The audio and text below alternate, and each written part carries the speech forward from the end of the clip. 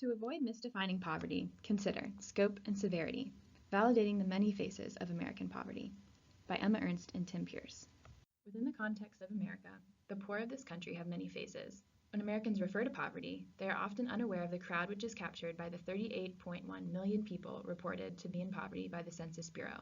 Additionally, the poverty rate has decreased from 2017, which is the fourth consecutive year that poverty has decreased. These reports from the Census Bureau would imply that poverty is decreasing in the U.S., though 38 million still seems like an astounding number. Whenever considering the amount of impoverished people in the United States, we have to consider what we define as impoverished. The United States uses what we call the OPM, or the Official Poverty Measure. In a nutshell, it's an objective poverty measure that uses a fixed threshold. It's based on average food consumption across households and then multiplies that number by 3 to determine what a basic minimum income for them would be. Essentially, with the objective measure, someone is either poor or they're not, and it depends on their income.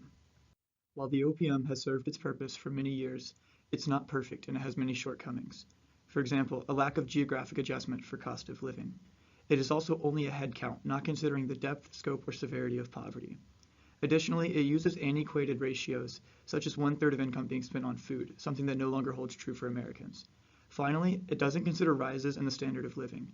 A rising tide lifts all boats, but not necessarily equally. Within this discussion, we believe poverty stems back to inadequate income and assets, in other words, financial resources.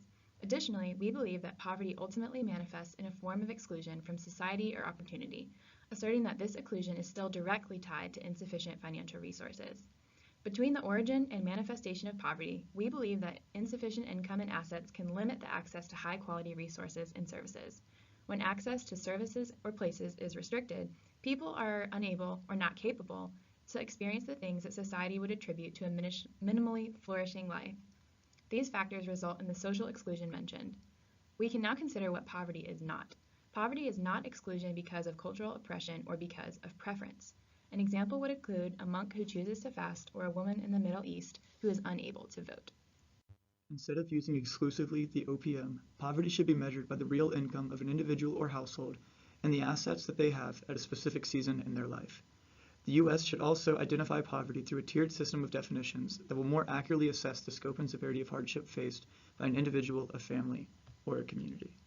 The conditions of poverty differ in scope, or the effects on a person's life, as well as in severity, how long a person experiences hardship. Combined, these metrics define various levels of poverty that the American people experience. This visual challenges the notion that there is one type of poverty in the U.S. today. Each definition for poverty considers a different aspect of that person's being, which contributes to their exclusion from society or opportunity based on insufficient financial resources. Using the words of Robert Rector, when considering the scope and severity, the most severe and deep form of poverty would primarily be a material lack in resources. Beyond meeting basic needs, some people, according to the absolute threshold of the OPM, are getting just enough money to survive, but are spending their paychecks until they receive another one. This form of poverty considers the functionings of a person, but leaves no freedom of choice between capabilities. The final models we will consider value choice and freedoms by emphasizing the capabilities that individuals and families in poverty experience. The first definition of poverty includes the abject material poverty that people face when they cannot meet their basic needs. Rector focuses on this in his article, What is Poverty in the United States Today? And he specifies the people who live in distress in America because of the lack in FCSU, a common abbreviation for food, clothing, shelter, and utilities. This category of poverty includes what most people think of when they hear, quote, the poor, the homeless and the starving. These poor do not have their basic needs or functionings met. Functionings in poverty studies is considered the actual beings and doings that people achieve, such as eating a meal they provided for and living in a house they paid for. Rector pushes back on the misperception that most of the poor in the U.S. live this way. An important nuance to this abject material poverty relates to its scope and severity. Some people experience situational abject poverty due to divorce, disability, a lost job, or natural disaster. These people often need temporary relief and intense provision, but do not stay in this state of poverty for long. On the other hand, generational poverty can become a heritage for some people like Dorothy Allison, who emphasizes her escape from the politics and exclusion of her family's poverty through education. She highlights a, quote, politics of them, which she believed kept her from experiencing the opportunity and mobility based on her family's insufficient financial resources. There are some families and individuals who do have sufficient financial resources, but that is all they have. Sufficient means paying the bills and not having wiggle room for emergencies or luxuries. An approach to poverty which manifests as living paycheck to paycheck would be John Iceland's income poverty measurement, which determines who is poor based on an absolute threshold. Molly Orshansky's work with the U.S. Department of Agriculture highlights how, beyond the estimated food costs and the predicted proportion of expenses for families, leaves little room for relative amenities based on family or geographical location. Iceland highlights the deficiencies of the food plan and income-based measurement plan because it does not account for eating at restaurants, it requires careful management of funds, and provides for a nutritious but monotonous diet. In addition to measurements that use income as a definition for how much people have or how little they have, Amartya Sen uses a capabilities and functionings approach. Sen would define capabilities as the infinite amount of combinations someone has in terms of things that they can do or things that they can be. A person's functionings, on the other hand, are the manifestation of those capabilities. It's what someone has chosen to do or what someone has chosen to be. This approach allows us to evaluate people within their individual circumstances and determine if they have the ability to use their individual freedoms to make the best of their situation.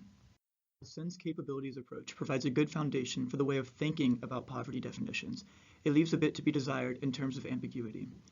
Nussbaum's central capabilities offers more in terms of defining what a person's capabilities may be and what functionings are expected to have. Nussbaum defines 10 central capabilities that without these capabilities, life is not worth living. The best example here is bodily integrity, the ability to move freely from place to place and to do so secure against violent assault of all kinds. A person who cannot make it, for example, to school, the grocery store, or even to their own home without fear of violent assault does not have the central capability of bodily integrity. Nussbaum and Sen use the capabilities approach to poverty definition and identification because it allows for the freedom of choice.